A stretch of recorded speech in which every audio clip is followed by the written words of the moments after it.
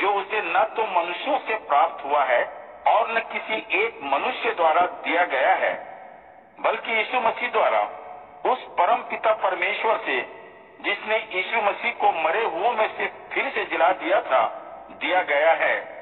और मेरे साथ जो भाई हैं, उन सब की ओर से गलातिया क्षेत्र की कलीसियाओं के नाम हमारे परम पिता परमेश्वर और प्रभु यीशु मसीह की ओर से तुम्हें अनुग्रह और शांति मिले, जिसने हमारे पापों के लिए अपने आप को समर्पित कर दिया, ताकि इस पापपूर्ण संसार से जिसमें हम रह रहे हैं, वह हमें छुटकारा दिला सके।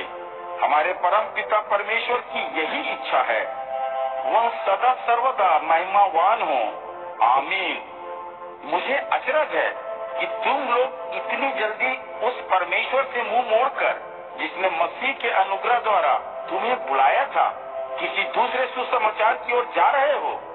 कोई दूसरा सुसमाचार तो वास्तव में है ही नहीं, किंतु कुछ लोग ऐसे हैं जो तुम्हें भ्रम में डाल रहे हैं और मसीह के सुसमाचार में हेर फेर का जतन कर रहे हैं।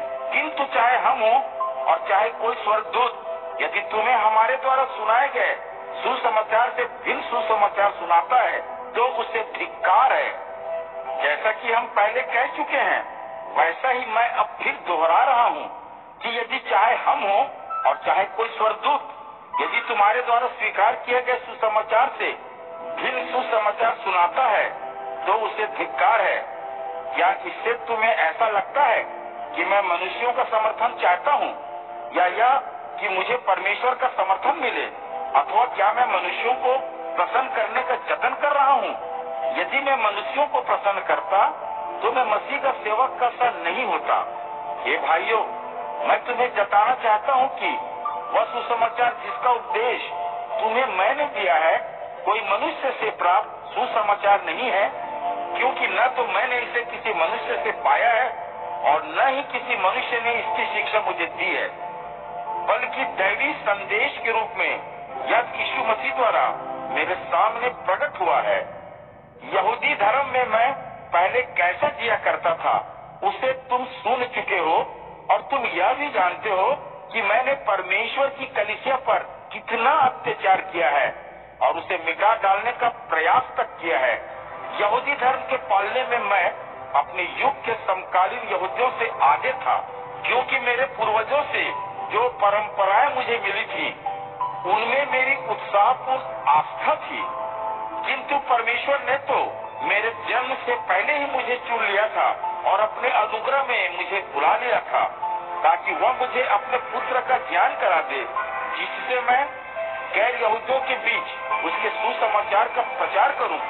उस समय तत्काल मैंने किसी मनुष्य से कोई राय नहीं ली, और न ही मैं उन लोगों के पास यरूशलेम गया जो मुझसे पहले प्रेरित बने थे, बल्कि मैं अरब को गया और फिर वहां से दमिश्क लौट आया। फिर 3 साल के बाद पतरस से मिलने के लिए मैं यरूशलेम पहुंचा और उसके साथ एक पखवाड़े ठहरा। किंतु वहां मैं प्रभु के भाई याकूब को छोड़कर किसी भी दूसरे प्रेरित से नहीं मिला। मैं परमेश्वर के सामने शपथ पूर्वक कहता हूँ कि जो कुछ मैं लिख रहा हूँ उसमें झूठ नहीं है। उसके बाद मैं सीरिया और किलिकिया के प्रदेशों में गया, किंतु यहूदिया के मसीह को मानने वाले कलीसिया व्यक्तिगत रूप से मुझे नहीं जानते थे, किंतु वे लोगों को कहते सुनते थे, वही व्यक्ति जो पहले हमें सताया करता था, उसी विश्वास यानी उसी मत का प्रचार कर रहा है जिसे उसने कभी नष्ट करने का प्रयास किया था। मेरे कारण उन्होंने परमेश्वर की स्तुति की।